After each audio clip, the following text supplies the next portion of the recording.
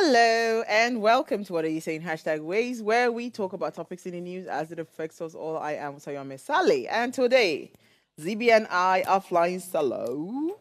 Hi, Zibi. We can make it if we try. Yes. And I used to sing in choir. I used to Really? sing in choir. Used to? What happened? Life happened. When you have to look for money, you will not remember some things. They used to give me standing ovation in the choir. Oh, Oh wow. Lord, have mercy. Wow, I need to go back to the. I need to go back to the Obey that recording level. call. But you know the funny thing is that these days I'm thinking, music is lucrative. It is. I should go into the studio and Someone do one or call. two. Right. See, yeah, because some people with no talent are basically very rich and successful from music. And there's a way they fine tune the mic. Anything can happen. So if you have talent, girl, I'm behind you. No, I used to have talent. My mother would stand. to. I used to. I don't know about now. My mother would stand at the back. That's my daughter. That's my Oh, daughter. that is sweet. Yeah. So I was that active child. Drama, choir, dance, Wow. choreography. We did everything. Oh, wow. You That's know, awesome. I did some plays, but you know, it's weird. The plays we used to act were mostly for my parents at home, and was mostly the birth of Jesus. We did it every year, and I was always Mary. So that's as much acting as I did, but I did also sing in church, in choir, and it was really nice. And in fact, I still sing all the time now. Like, so I'm used to my family and friends giving me a sign like Zibi don't start, but you know, it just comes, I guess. It has to come. Yeah, but how have you been though? We've missed you. So what been- have you I been up know. to? Well, so much has been going on. I got lost on my way here, as always.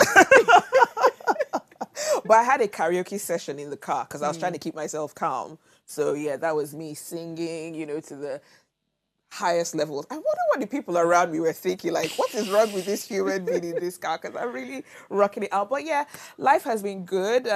Starting some new things, which are Nice. giving some money. So that is good. See, I'm all for it. I say any way to increase your what's it called? Your streams of income. Yep. By all means. Absolutely. By all means. Absolutely. So these days I don't even get upset or anything. Multiple I hope streams. it's bringing you money. If you It say yes, is. then It we're is. good. And they must keep bringing more, in fact.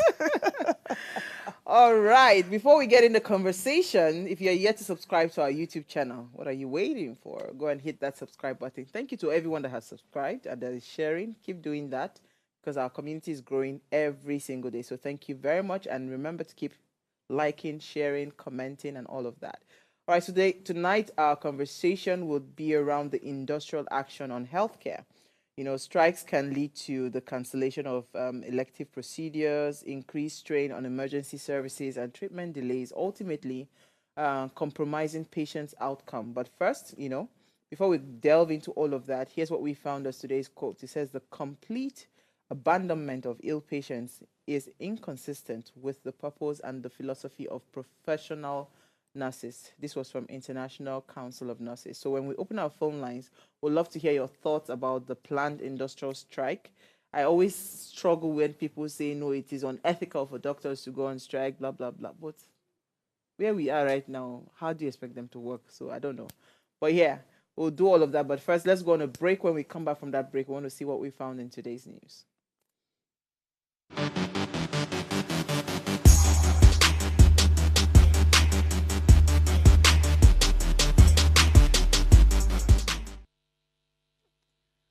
Hi, thanks for staying with us now. Africa Industrialization Day is observed on the 20th of November and was established by the UN in 1989 to promote industrialization as a key driver of economic growth and sustainable development in Africa.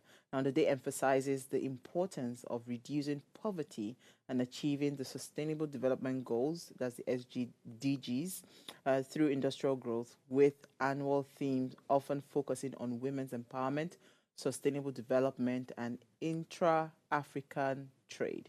Despite challenges like inadequate infrastructure and reliance on commodity export, Africa Industrialization Day highlights the continent's potential for a prosperous future through collaboration and innovation.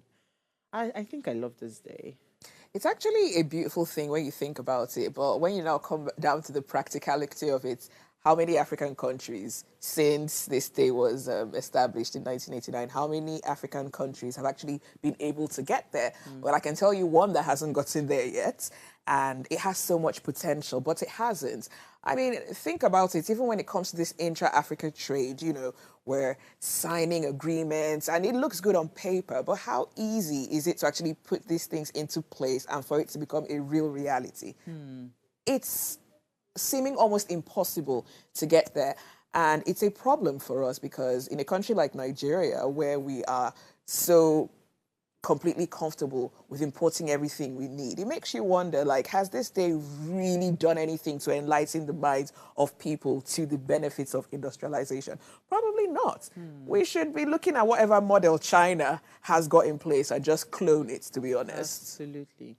And it's so sad because when you see the potential within Africa, you now wonder why are we not getting it right, right? Because, I mean, just on the side, almost all our our warehouses, you know, that used to be like hubs where things that were manufactured were stored. Almost all those buildings now are converted to churches and all of that. It just tells you that, are we really going to even get it? You know, I don't think we'll get I don't it. think we should hold our breath still. Because you might just go 6 feet under While holding your breath. just for holding that breath. But I mean, we really need the government to step up and, you know, yeah, you can make these policies, but what are you doing about actually implementing them, trying to get people to actually make things that we need? It's actually absolutely ridiculous when you think that, I mean, everything around you, everything that's around us right now, I can't think of anything that was produced here. Did you watch that video on leather, for instance? This company, I think it starts with a W. Okay. W. So they are the best. They have the best leather in the world, and I think they're in Kano. So all those Italian shoes that we used to wear. Wow. So the guy was saying, he was sharing a story that one day he just said to himself, "Why do we keep on?" And these guys will put the big brand names on those leather. It is their leather. Yeah. So they now started their brand. So in introducing the brand, he was sharing the brand story. Wow. You know, they were the ones supplying those people. So Wow. like literally we have everything. Yep. No. Who do us? Do you know that was what I was thinking right now? Who do us? That's all I can say in this country now. Who do us? All right, so Zippy, what did you find for us in the news? All right, so this is a rather graphic video that found its way to the internet. And I would say, thankfully, it found its way to the internet, because sometimes when these videos, or if these videos didn't exist, no one actually really has a true picture of what's happening.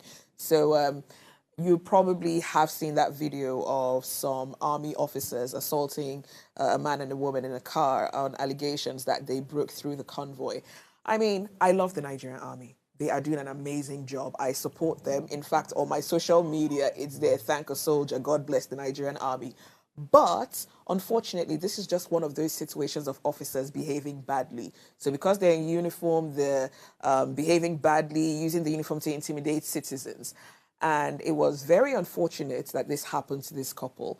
And a lot of the time, a lot of people would say, you know, the senior officers know much better. It's the junior officers, the lowly ranked officers who maybe perhaps are not so enlightened. But we can now see that a major general was actually involved in this. So it's not just the lower ranked officials. And it's very, very sad to see, because we appreciate the work of the army, but we're also not going to, you know, let this go that army officers brutalize citizens. It's happened to some people, unfortunately, and it's happened to this couple.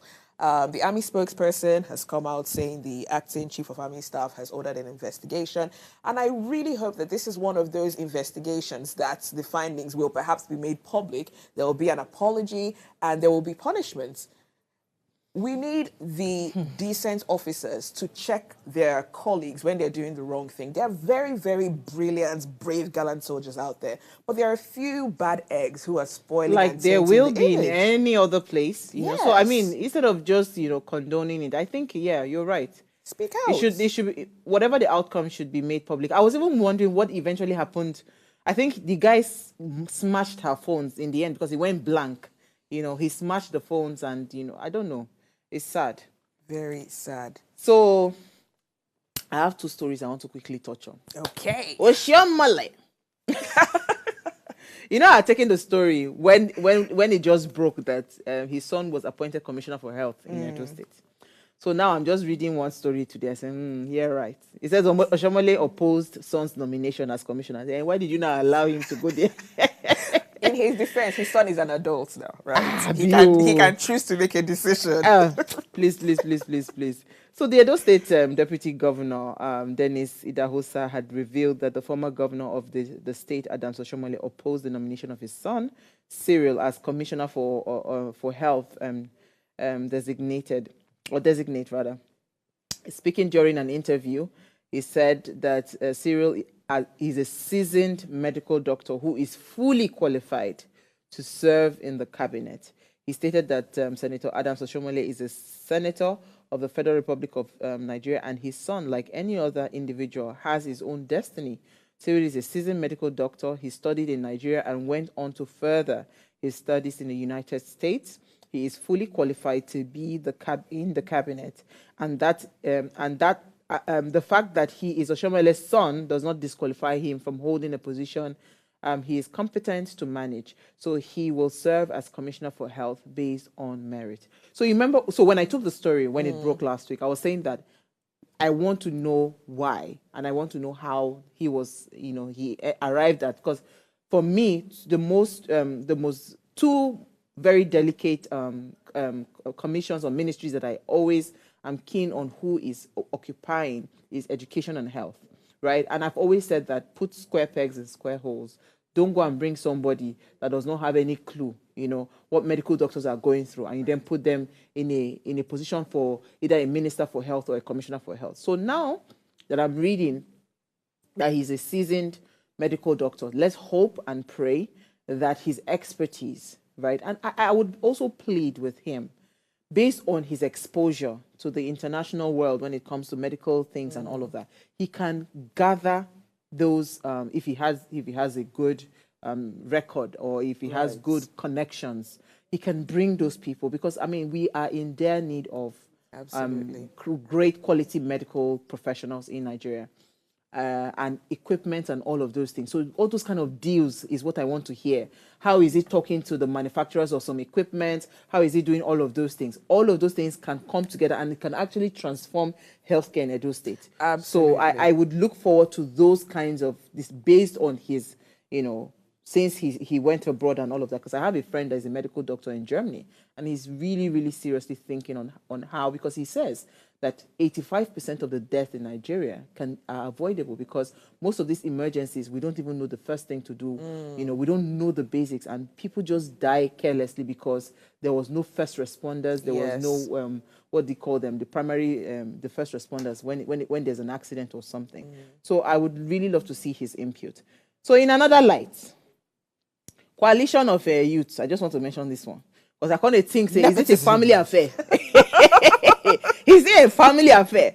Because Oshiomhole don't do it for Edo State. Now, presidency, they say the coalition of Nigerian youth leaders, the umbrella body of the youth group drawn across 6 geopolitical zones, has endorsed Seyi Tinubu for governor of Lagos State in 2027.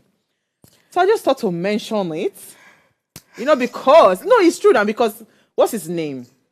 Gbadegbo Road Vival gave them a run for their money, right? So in my head, I'm thinking maybe they're trying to match youth for youth, energy for energy, because definitely I am hoping he runs again for 2027.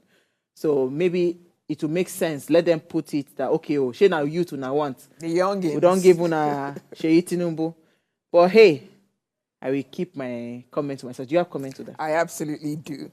So, first of all, what is this coalition of youth, blah, blah? I don't know them. There are too many of these bodies that serve no significant purpose. So I don't think people like that should even be taken seriously, because they might actually be doing this on their own accord. They have not got any information that Seyi Tinubu is planning to run. It could just be a group of people trying to find their way in the there. waters now. It could be. But also, I also think that, yes, there is the nepotism factor as well. But I guess he can't be ruled out. Because let's look at the U.S. Former U.S. George president. Bush They George share 'em. W.H. Bush, Jeb Bush. So he had sons that were governors, presidents. So Yeah. if they actually Are are fit competent. exactly for that role, I would say yes. Let's not rule people out because of family affiliations, but they have to prove themselves. And if they can't prove themselves, it's sayonara, which means goodbye in Japanese. Sayonara. We'll be right back. Stay with us.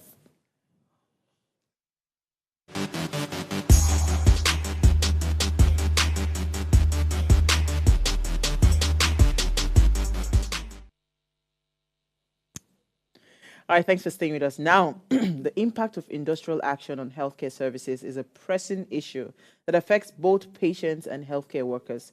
Strikes by medical professionals often stem from grievances related to working conditions and pay, leading to significant disruptions in care delivery. These disruptions can result in the cancellation of elective procedures, increased strain on emergency services, and delays in treatment, ultimately affecting patient outcome. Now, to shed more light on how these disruptions can be reduced is Dr. Tobiloba Ojo. He's a medical doctor, author, and public speaker whose writing, speeches, and trainings borders on health and wellness, impactful living, and harnessing of potential, as well as developing resilience, persistence, and ability to scale through a cluttered mind space in a stress-free manner through life skills. He has authored 6 books with 3 health promoting books available in stores across somewhere. We'll ask him where shortly. He's joined us live via Zoom. Hi, Dr. Tobiloba. Hello, can you hear me loud and clear, please? We can hear you loud and clear. So, Dr. Tobiloba, where are your books first before we go into the conversation? Where can they find your books? Oh, they are on Amazon, Ruby Nights. Oh, nice. Major stuff. Nice. Just search online. Nice, nice. You'll Dr. see so many Tobiloba, stuff. why you focused on mental stress? I don't understand. Okay, I've observed over time that our level of stress management in this country is not good enough, because there's a lot of people snapping for in taxis. You just see someone is overly stressed out, a lot of irritability, and all that can be sorted out with good stress management, understanding yourself, understanding your limits, and knowing how to harness things around you to make sure that your productivity is up. So I've always been interested in stress management because I think financial stress, economic stress, and all those kind of stress we have in this country is dwindling our productivity as a country. Very true. Very true. All right, so Dr. Tobiloba, let's focus on the conversation for today, right? Healthcare. Yes. Why are we back to this subject of strike again? Okay. I can remember very well, like while I was schooling, that was in secondary school, there was this part where they were saying, oh, there's collective bargaining before strike. And sad to say, in our country, Nigeria, no matter how much you bargain and rebargain, they will promise you so many things, but many will not be fulfilled. So strike is almost always what happens, and protests is what we see a lot in this country. And it's sad because even us as doctors, we want to work because, of course, with our work, we have a lot of fulfillment. With our work, we have, at least we can say, I'm going somewhere to be contributory to the society. But when the working conditions are harsh, when there are lots of bills that we are asking, oh, mental health bill, pass this, reduce working hours, employ more doctors, give facilities for this country to really function. There should be emergency, they have 911 in countries. Now, in our country, you have to be dialing a 11 digits number for emergencies. That's not so good. So many things we've been trying to. There are some short Yes. numbers, but majority of the numbers are actually too long for anyone to remember. So it might be a good idea to just have it on speed dial. Majority are so long for people to recollect. There should be a central number where they call emergencies and all that. And lots of tussles between the medical, legal, this thing. There are no standardized ways of doing things, sadly, in our country. And when the issue gets so bad, doctors break down. When issues get so bad, the working condition not so palatable. You see a doctor running a 48-hour, 60-hour shift. All these they are not. You can't get the best from the healthcare if we keep running our country this way. All right. Dr. Tobiloba, I know this is a bit dicey for you because as a doctor, your primary assignment is to save lives. How do you draw that line between professionalism, like, okay, I have to stand with my peers in these actions, but I also have to provide care? Where do you find the middle ground, if there is any? Okay, before any doctor gets to be a doctor, there's what we call physician oath, which we call Hippocratic oath. So what that tells you is that, of course, your patient is your responsibility. Of course, there are also some lines in the oath that says that as much as possible, physician, you thyself, take care of yourself too, because if I'm not healthy, if my colleagues are not healthy, the level of healthcare we'll deliver will be suboptimal. So let's say there's an emergency and there's a lot of violence against my colleague. Maybe people rushed inside. There's a lot of, oh, come attend to him, and everyone is rushing.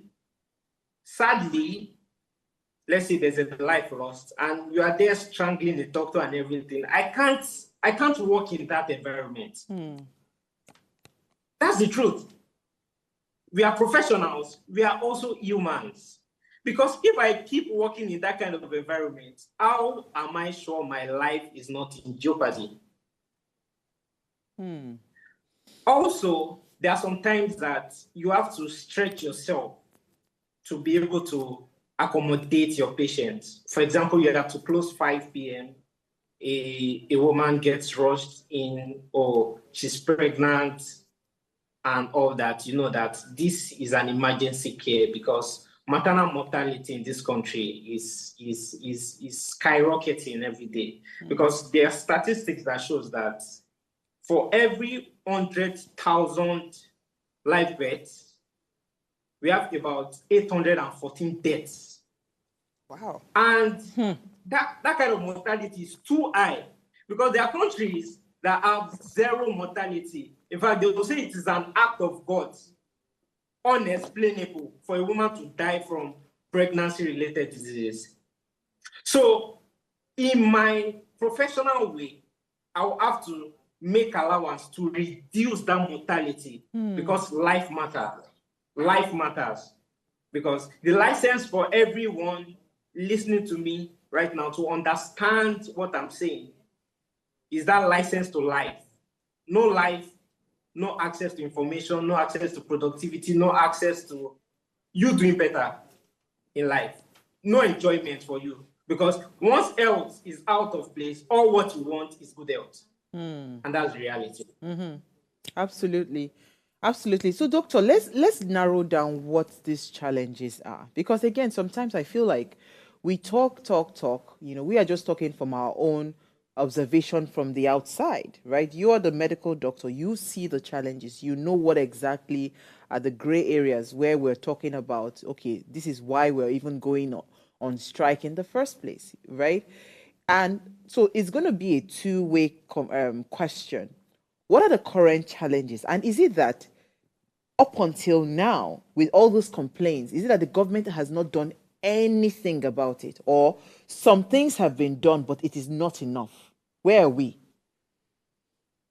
Okay, if we choose between government not doing anything and government not doing enough, I'll tilt more to not doing enough.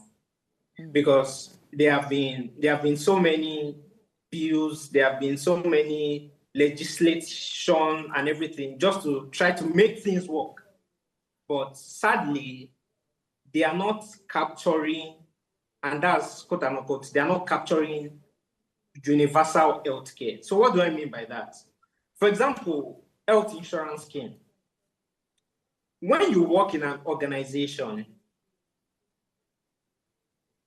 probably, almost certainly, 1/3 of your time, at least 8 hours, you might spend it there. Think about that 5 days in a week. Some people 6 days in a week. Then think about the time you are using to eat, sleep, spend time with your family. It's not as much as that time you have to contact your colleagues and your work. So everyone in an organization should have a level of coverage for health insurance. Peradventure, you have malaria. Peradventure, you have typhoid. Peradventure, you have anemia. Peradventure, you have any health condition. You shouldn't have to pay from your pocket. No, you shouldn't.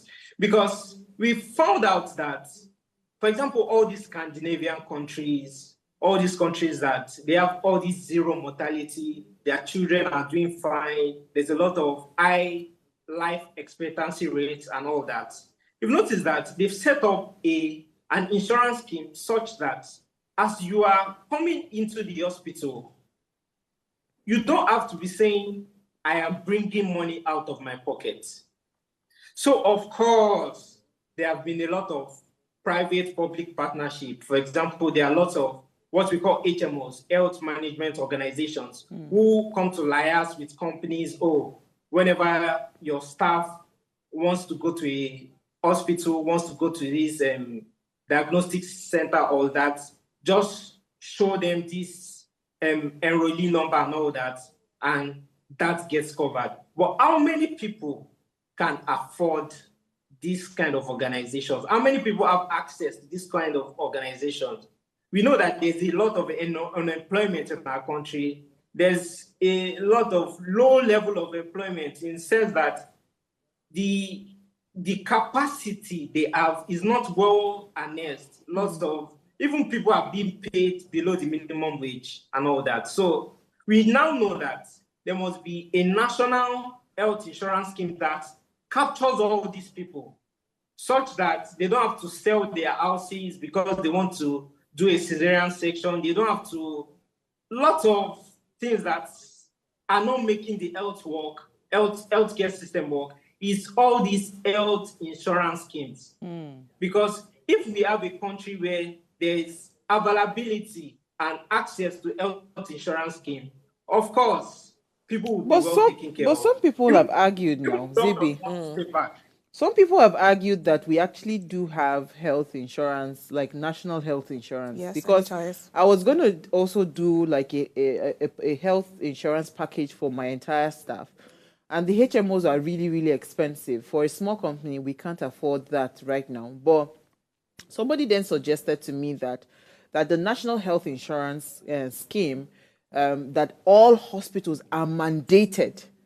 Yes, all hospitals are mandated to be part of that national health insurance scheme, because when I tried to do the HMO, the package that we're picking, the distance between the hospital, so if there's an emergency, to take them to that, I mean, God forbid, Yes. So we needed something that was within our, and this place is somewhat a hybrid area.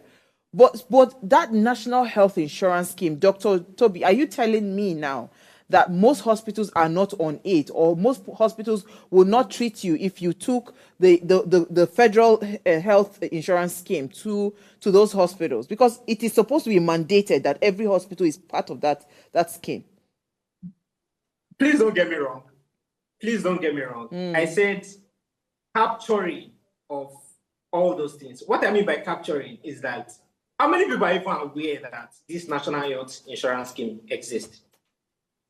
How many people have walked into organizations and said that, okay, I work in so and so place?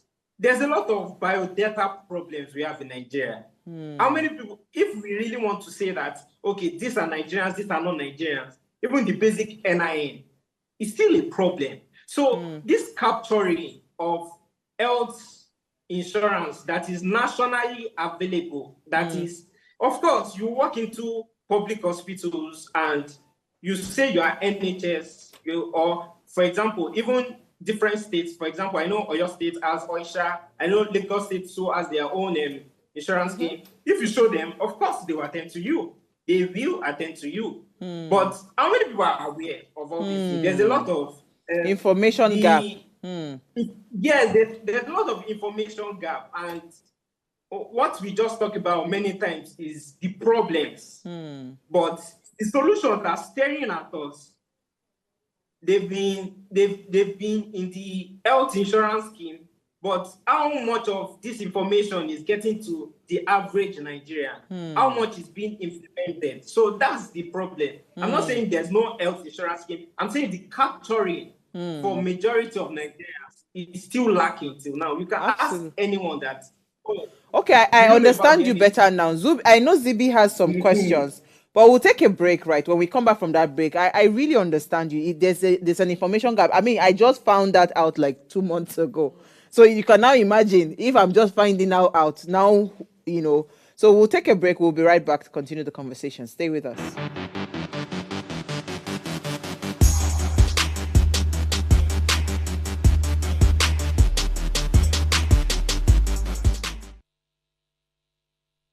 All right, thanks for staying with us. So if you just tuned in, we're having a conversation around the impact of industrial action on healthcare services. And Dr. Tobiloba, a radiologist rather, is still here with us. Now, please, let's hear what you have to say. Remember, you can join the conversation. Send us an SMS or WhatsApp to 081-8038-4663. You can also call our phone lines. Have you tried any health insurance scheme, like National Health Insurance Scheme? If you've tried it and you have something to share, please call us on 07025007749 or 07014242420. Healthcare is really, really expensive everywhere in the world. Everywhere in the world. Zibi, I was talking to someone yesterday and I was explaining to the person, you know, how much my sister spends on healthcare every year. She in the US? Yeah, my darling. Okay. If not be say she dey under health insurance scheme, she for don't pack her load go village because it is ridiculously expensive. It is. Yeah. And I think that's a mistake we make here. We think healthcare is something that It's everyone supposed to should be have cheap, yes. healthcare, but quality healthcare is not cheap anywhere in the world. Yeah. So Dr. Tobiloba spoke about Scandinavia. I mean, when you think about the taxes that people in Scandinavia pay, then you understand why the healthcare system Works. is almost perfect. Not perfect, but, you know, very good. And is... Yeah, okay. All right, Dr. Toby, I want to ask a question.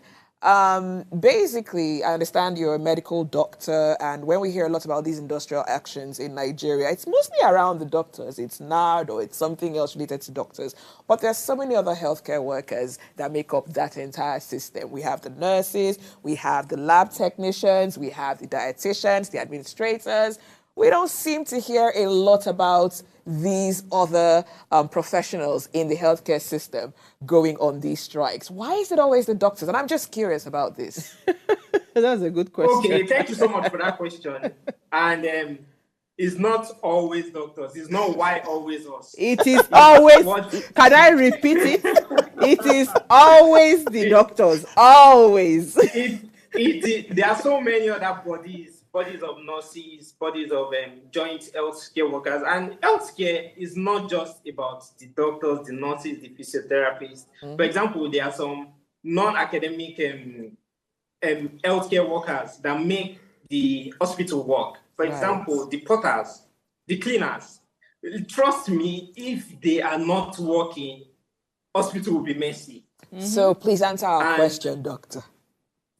So they go on strike as well. And why the doctors are always the ones that is publicized and the one that catches everyone's attention is that when it comes to the final decision making in the healthcare sector, the doctors have to be the one making that decision. Of course, the nurses will their expertise and all that, just to make sure we all collaborate as workers. But when it comes to doctors, the final decisions, the surgeries, the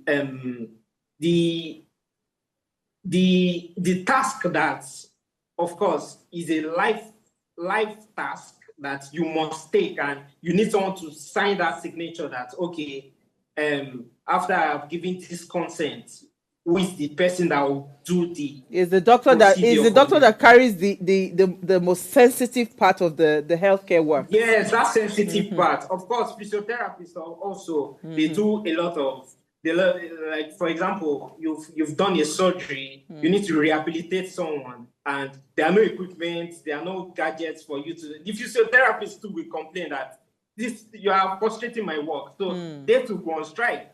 But doctors are the ones that are publicized, and You are back also to at the end of the day, once Zibi's doctors summation. don't work, hospitals might not work.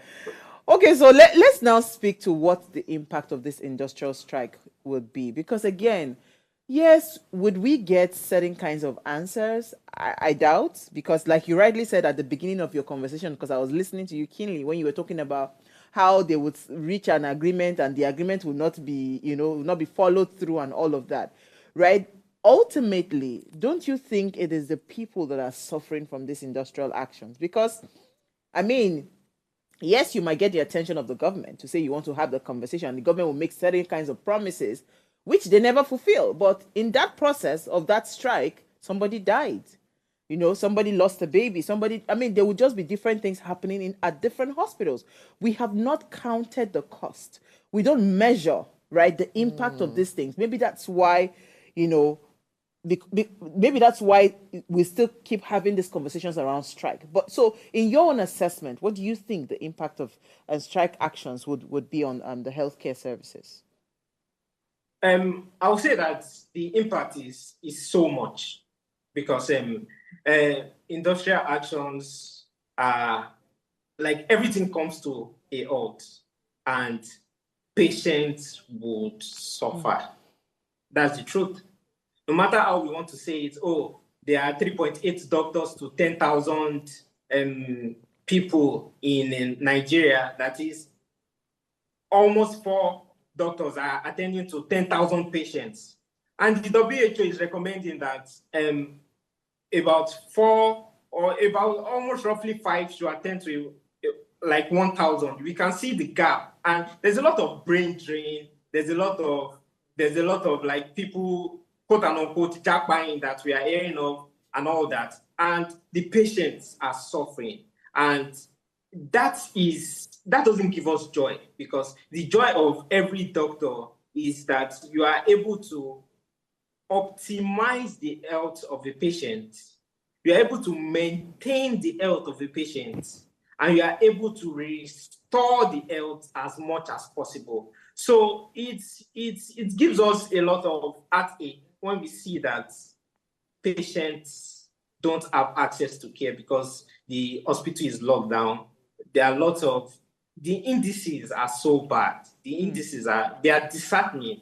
You see someone, but there was a news of someone that during the industrial action, every hospital she tried assessing, we're saying no, we're on strike, no, we're on strike, till she passed on. That beats, like, you know that this person shouldn't die.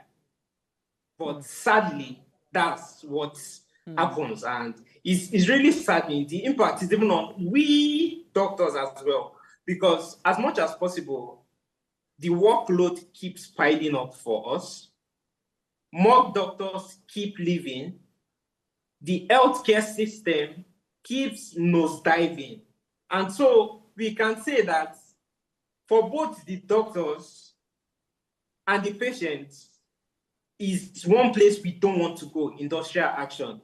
And during the COVID-19 pandemic, there were lots of rumors, when you get the vaccine, you do this, you might have so-called ailments and everything. And some women will tell you that they are not giving their children vaccination again.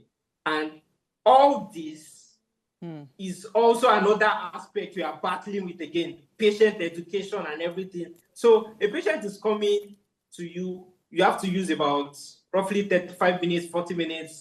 But there are so many misinformation, wrong information, and all these, doctors are on strike again, doctors are on strike again, doctors are on strike again. And lots of patients, for example, radiology, for example, where I work, we've noticed that after industrial action, when patients are coming back to get their health checked, how is my prostate health now? How is the fibroid now? And all that, it has worsened because they've not been adequately monitored. They've not been checked up. Treatment has not. There's that treatment gap for lots of them, and this is so disheartening for us. And patients suffer, as I always say. Doctors as well do suffer as well, because not we don't want that strike. We want an environment where you come to work so happy, you attend to your patients, their equipment, they have access to all forms of services you can recommend and deliver. Absolutely. And then their progress and also their recuperation is faster with the multidisciplinary team working together. So when there's industrial action from us, from other healthcare workers, everybody the is patient will impacted. always suffer. Okay, go ahead. Everybody. So I'm just curious about this. Is there a way that the medical associations or the healthcare workers unions can actually stress their points, get the government to act without actually going on these industrial actions? Because just like you said, it's not just the patients and their families that are suffering. There's also that psychological bit that affects doctors as well, knowing that, you know, someone they could have taken care of has passed on, has, you know, been in a situation where it gets worsened. Could the unions consider, instead of going on these industrial actions, perhaps taking legal action? Because, I mean, if the government has reached an agreement, which I'm sure contracts were signed, couldn't that be a better option than these industrial actions? All right. Thank you so much. If you followed my line of discourse when I was first explaining, I said back when I was in secondary school, there's what we call collective bargaining. And we know in this country that there are so many things the government will promise. There are so many things that the associations of doctors will put forward, but there are little that are met. So, of course, there are so many times that we threaten. Of course, you can't really fight the government like that, but we threaten legal actions. And many times they just say, okay, we'll do this. First, go back to work. But sadly, when we now go back to work, it's still the same cycle. It's still the same loop.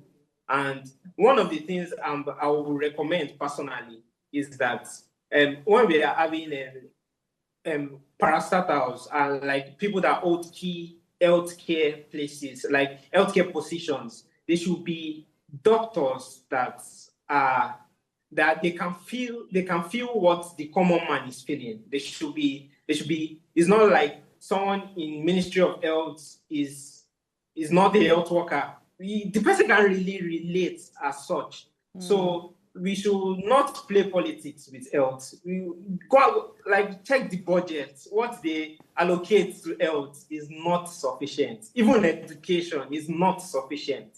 So we should have government workers. We should have government. There are even public servants that are really doing what is in the interest of the public. And of course, when the strike comes and they always tell us, oh, resume, oh, do this, we promise you this. We are not heartless.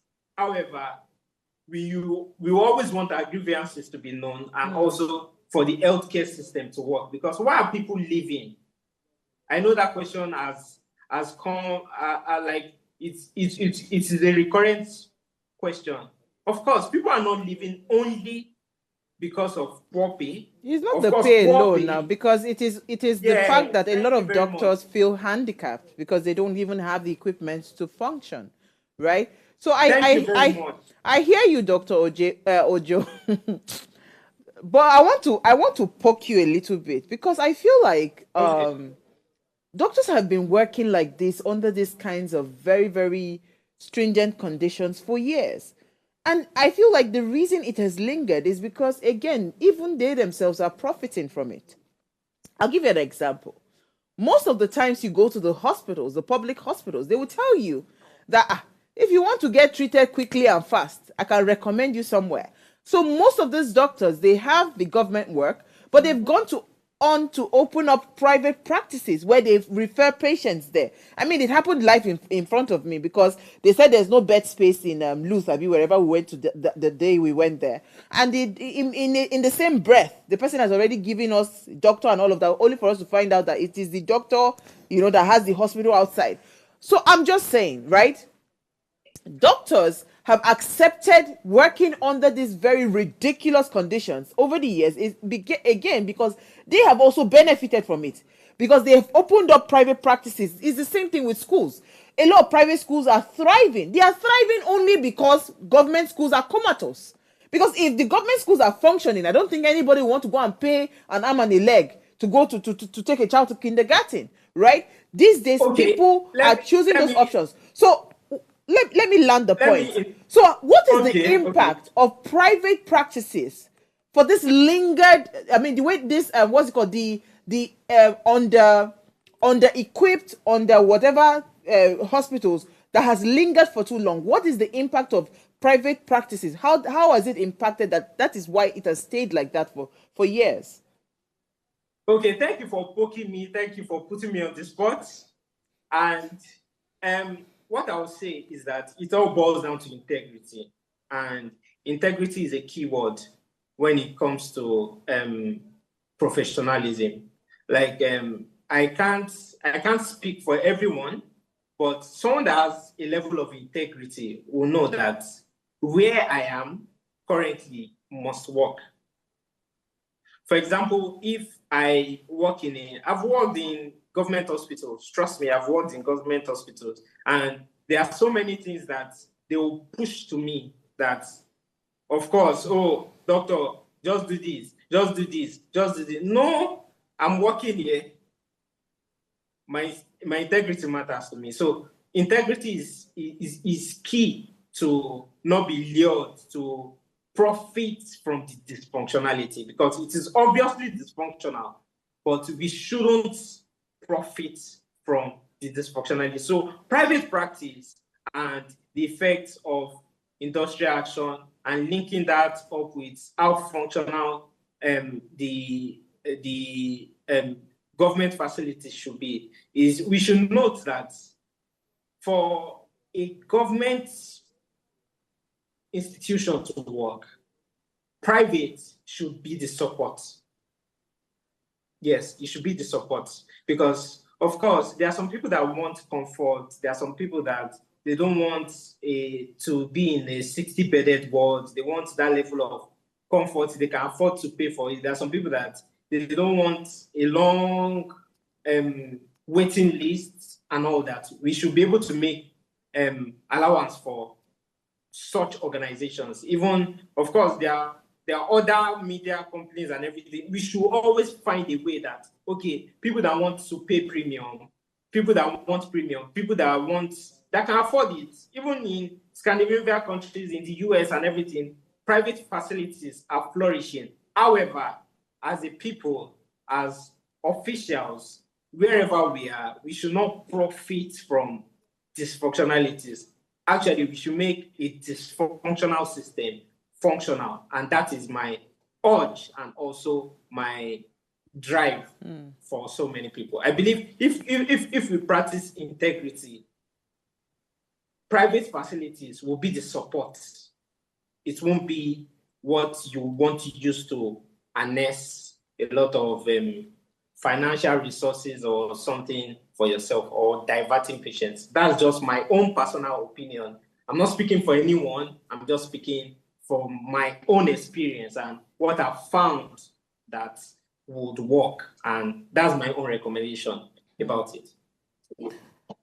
Dr. Tobiloba, there have been so many industrial actions in the healthcare system and structure over the past few years. Do you think there's been any positive outcome from the industrial actions that have taken place over the past maybe 3-4 years? I would say yes. And funny enough, we dwell on the negative a lot. For example, let's look at the HMOs. The HMOs have tried, of course, because doctors will keep saying that it shouldn't be paid from your pocket.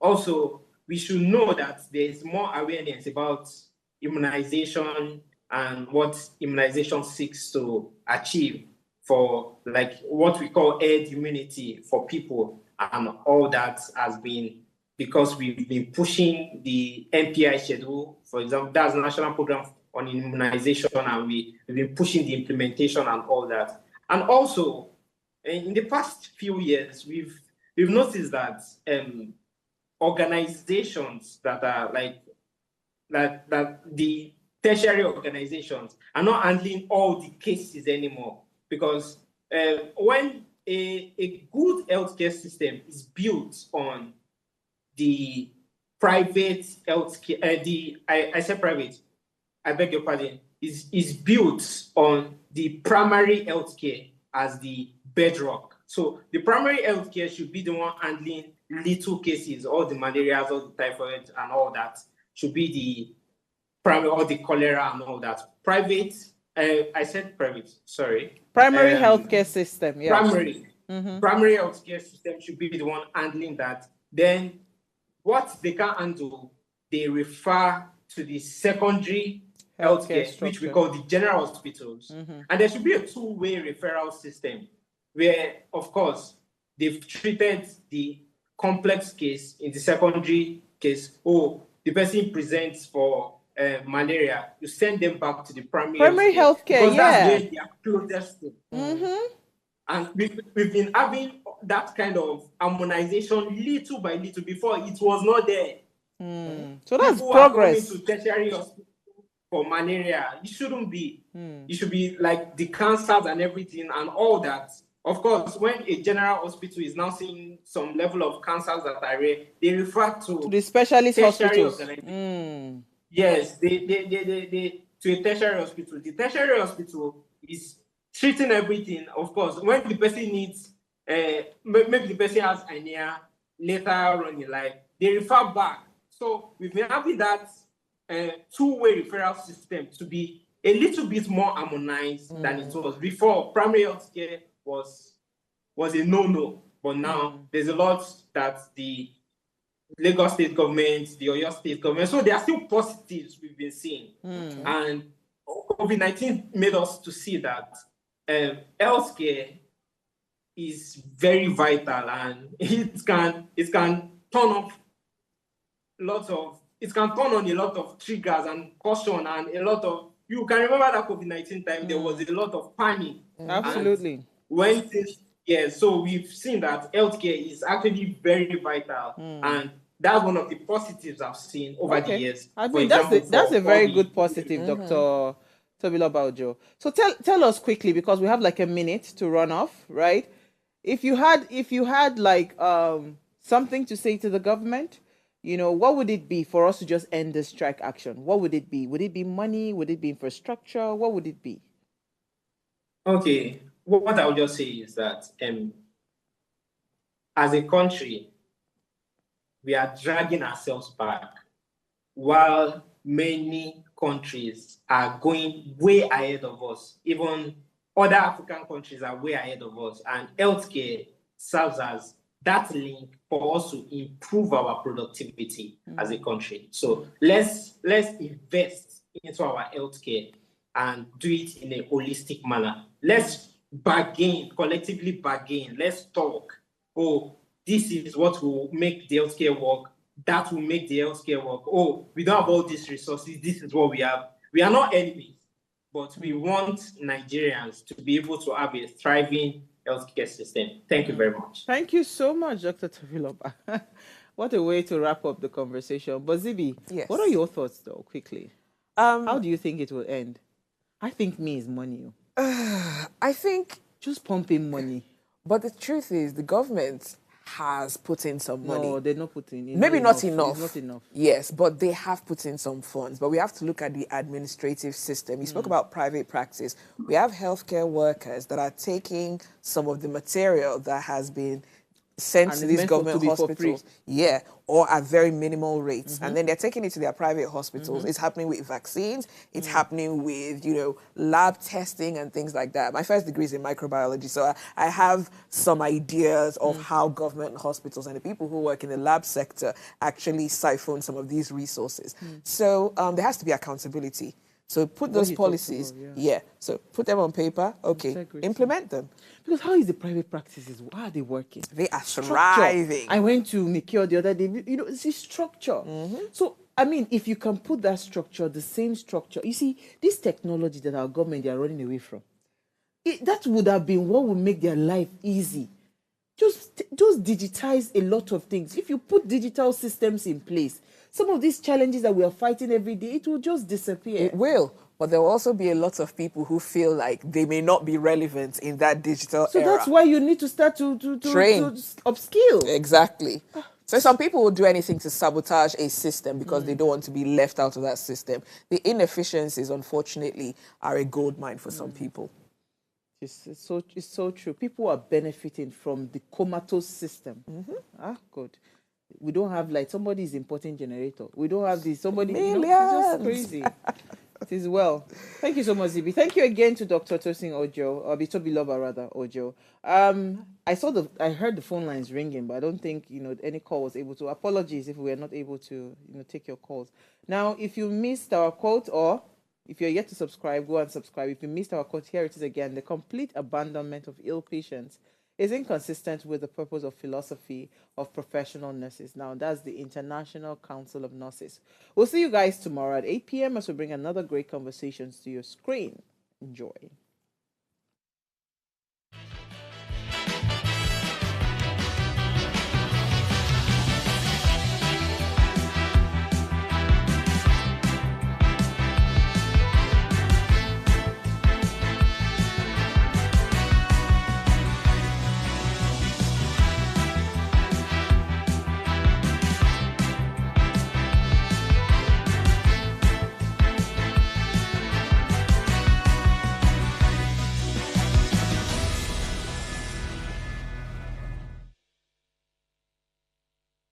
Hey guys, it's Oluchi for Ray's Breakfast. Thanks for always tuning in. Our research has shown that you're probably not subscribed to our channel. What are you waiting for? Make sure you hit that subscribe button below so you never miss out on our latest content and stay in the loop with all things Ways. If the channel grows, it means more great content for you guys. So hit that subscribe button now.